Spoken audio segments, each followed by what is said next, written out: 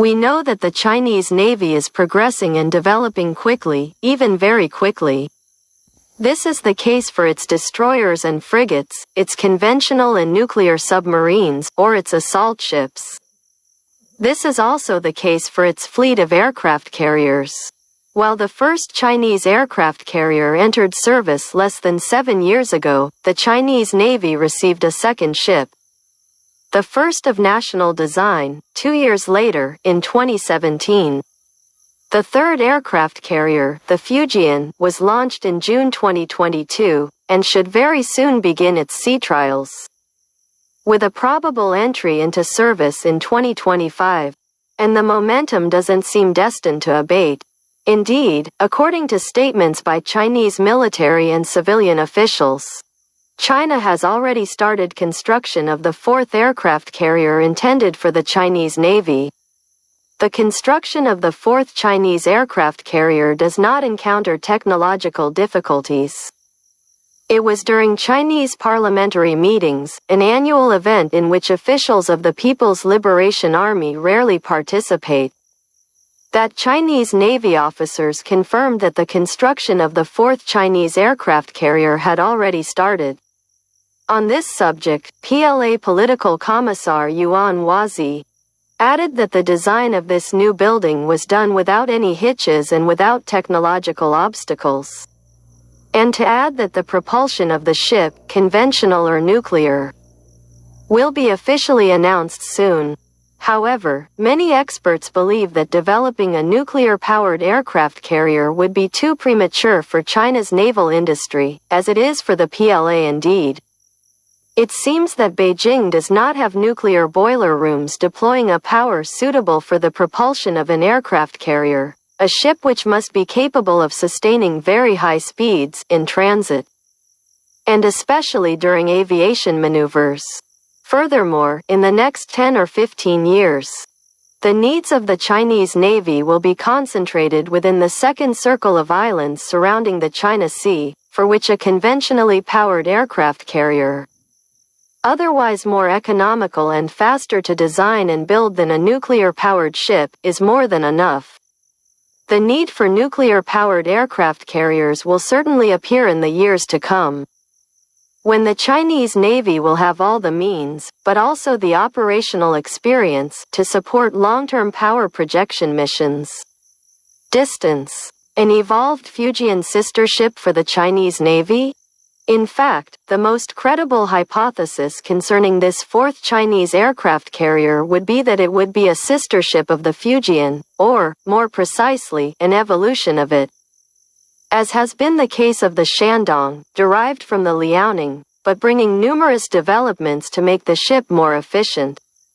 316 meters long with a beam of 76 meters, largest width. The CV-18 Fujian has an estimated loaded tonnage of 80 tons, making it the largest non-American warship in history. As a reminder, the French Pan Charles de Gaulle has a length of 261 meters, for a loaded tonnage of only 42 tons, whereas the British aircraft carriers of the Queen Elizabeth class reach 500 meters in length, for 265 tons of displacement. Its size is not Fujian's only asset. It has, in fact, some very modern features, such as electromagnetic catapults, similar to those equipping the new American Ford-class aircraft carriers, and the future French Peng.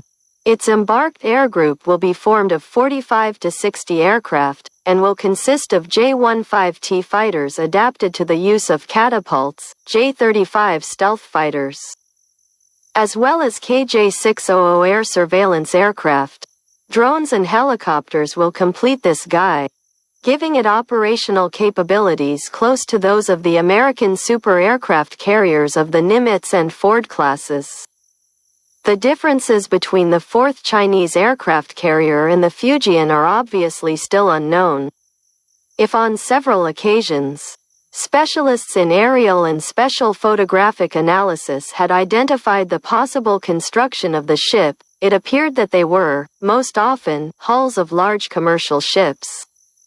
The Fujian aircraft carrier will soon begin sea trials.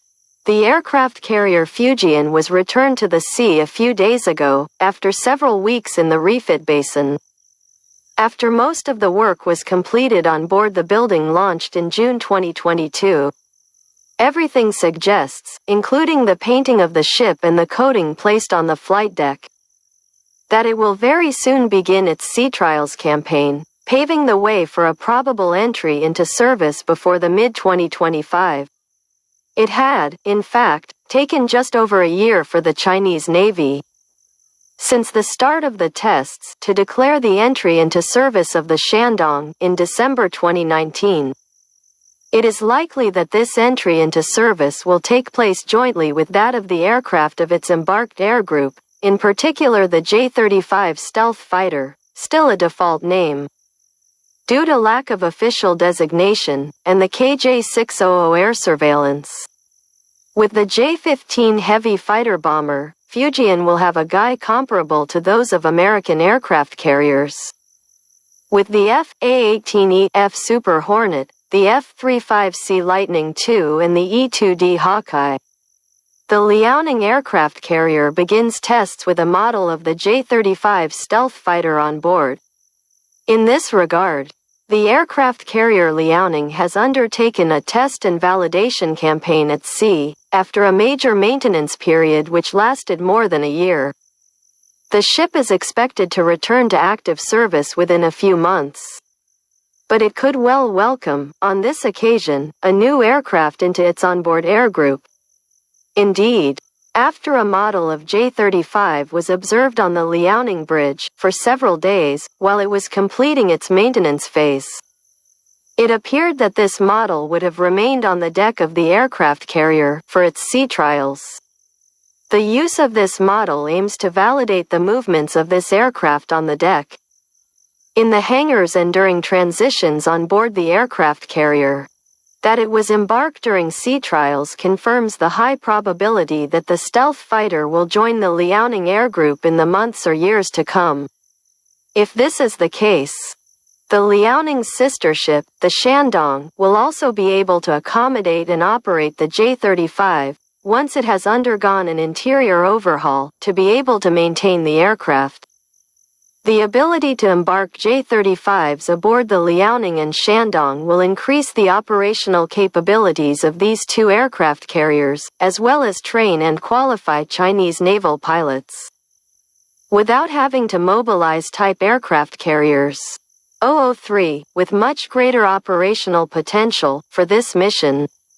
The fact remains that, in the current dynamic, the Chinese Navy will have admitted into service 4 major aircraft carriers, all weighing more than 60 tons, in barely 10 years, all while learning to design, build, and implement this type of ship.